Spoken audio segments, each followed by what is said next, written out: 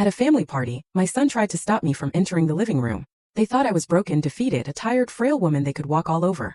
Little did they know, while they were busy celebrating their betrayal, I was meticulously crafting a masterpiece of quiet, devastating revenge they would never ever see coming. My name is Helen, and for the longest time, I couldn't even whisper these words aloud.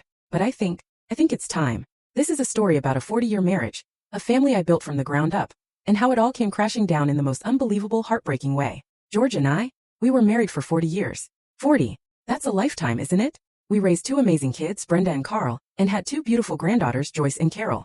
We had the house, the picket fence, the whole American dream.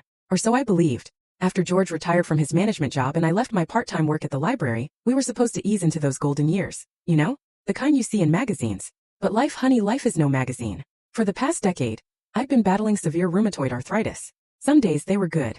I could garden, go to book club, cook George's favorite pot roast. But on bad days, just holding a coffee mug felt like gripping a handful of broken glass.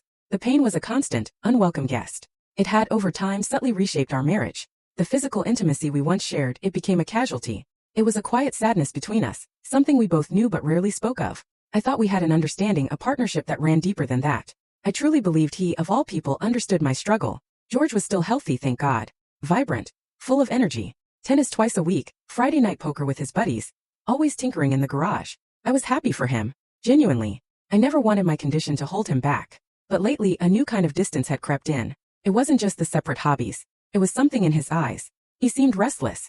Impatient. The signs were small at first, easy to brush off. He'd spend more time on his phone, tilting the screen away when I walked in. His poker nights started ending later and later. Sometimes he'd come home smelling faintly of a perfume that wasn't mine. When I'd ask, he'd just wave a dismissive hand. Oh, that's just Sharon. You know how she hugs everyone. And I'd let it go. What else could I do? To question him felt like admitting the very foundation of our 40-year marriage was crumbling. It was easier to pretend I didn't notice. Then one Tuesday afternoon, I was getting ready for my weekly book club. It was my one real social outlet, a little island of normalcy in my sea of chronic pain. I was looking forward to it. Just as I grabbed my keys, my phone buzzed. It was Margaret, the host. Helen, I'm so sorry, she said, her voice raspy. My grandson came down with a terrible flu. We're going to have to cancel today. A pang of disappointment.